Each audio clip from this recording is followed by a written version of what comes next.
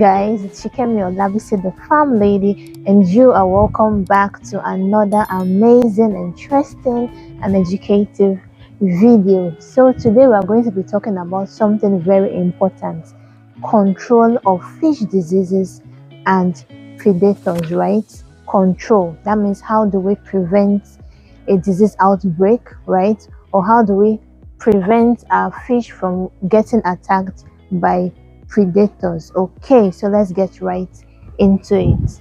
Fish diseases is usually caused by a parasite, and the best way to prevent this is by maintaining a hygienic environment, a hygienic pond environment. As we all know, the fish live in water, right? And that is where they carry all metabolic activities. So it's important that we maintain a very clean environment so as to get the best out of them. Okay, so I get a lot of messages, people send me, oh, the farm lady, my fish are sick, they are dying and all that.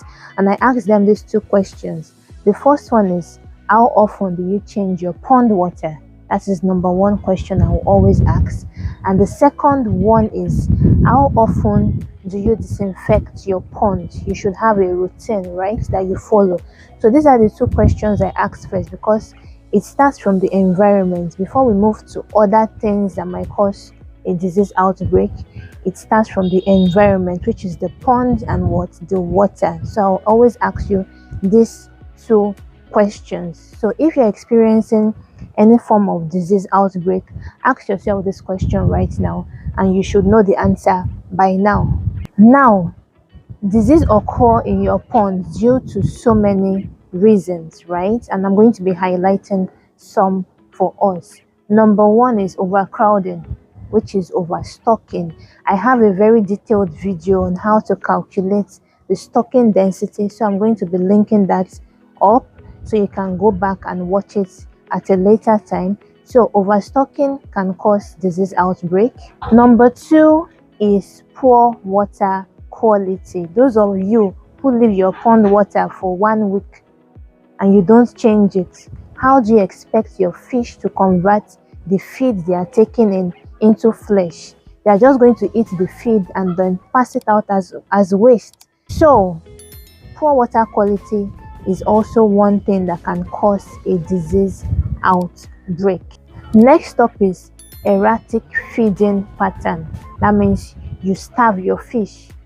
Your fish is supposed to take, let's say 10 kg per day, and then you're giving them 2 kg. Now, because they don't have enough strength, they don't have the needed nutrients to carry out their daily metabolic activities, then their immune system drops, right? It goes down the graph. So this can make your fish to fall sick or make them susceptible to any form of disease. Next is intrusion of predators. This is for those who run an eating pond system. You have your eating pond, you are always going to see frogs, alligators, lizards, leeches in your pond.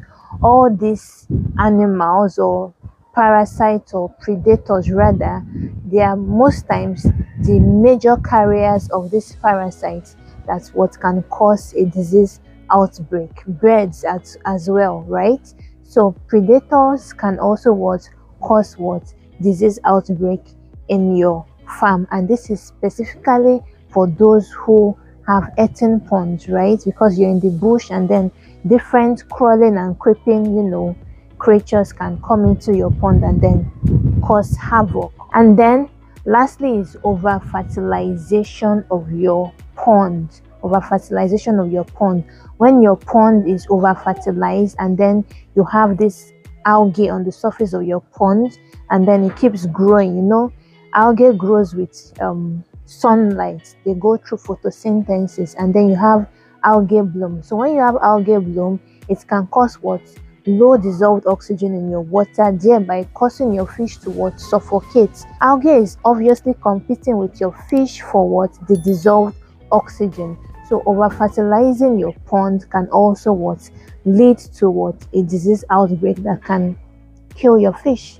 So fish disease can be categorized into different parts, right? We have the bacterial disease, we have fungal, viral disease, we have the environmental disease, we have what nutritional disease. So let's take it from the bacterial disease. I'm just going to pick out, some examples just for you to know. Today we are talking about how we can control, okay? So bacterial disease like dropsy. Dropsy is when your fish is having a swollen abdomen, okay? So in a situation like this, what you do is treat your fish with antibiotics. Treat them with antibiotics. And an example of fungal disease is the gill rot. The gill rot. I'm going to insert a picture for you to see, okay? So the gill rot is a fungal disease, and when you notice something like this, what you are expected to do is to take out that fish, separate it from the bulk of your other fish or the stock of your fish, and treat with salt baths. So that is how you tackle this disease. Then I'm going to move on to environmental disease. Environmental disease, when I say environmental disease, I'm talking about the water itself where the fish live. Now, looking at pH, for example, if your water is too acidic, your fish will die. If the water is too alkaline in nature, your fish will die. If the dissolved oxygen is low, your fish will die, okay? So it's always good to check all your water parameters, ensure everything is in check to avoid storage, to avoid mortality. Another one that can happen is the nutritional disease. This is when you give your fish low feed quality, feed that is not going to help them, feed that is not going to boost their immune system. So when you're giving your fish low feed quality, then definitely their immune system will be very poor, and at this stage they are very prone to getting sick or being affected by any form of disease. So that is that. Then we have the worms. You have leech in your pond, those that run 18 pond system. When you experience this sort of thing, drain your pond and always do occasional salt baths. Now we are going to move on to predators. How can predators affect your pond, and what should you do to control this? Now if you have a pond and then you don't protect it, you don't have your cover net, right? You don't weed around the pond, it's bushy and all that. This is an avenue for predators to always come into your pond and then deposit those parasites that can cause this disease we are talking about. So in order to prevent this, ensure that you clear around your pond, any bush around, make sure it's cleared, okay? Use your cover net, fence around your pond, and always drain your water, do occasional salt baths. And also you can set traps for these predators because they can be very stubborn, right? So when you do all this, I'm sure you're not going to have any issue of disease outbreak or whatnot, okay? So prevention, like they say, is better than cure. So when you are maintaining a good environment, good water quality, why would your fish fall sick? You're giving them quality feed, they won't fall sick. You give them good spacing, the right stocking density, then why not? They won't fall sick.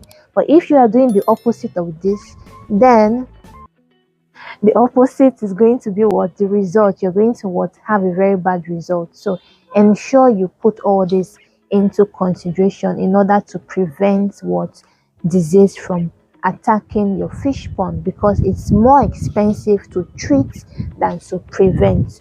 Note that it is more expensive to treat than to prevent. So I hope you learned a thing or two from today's section.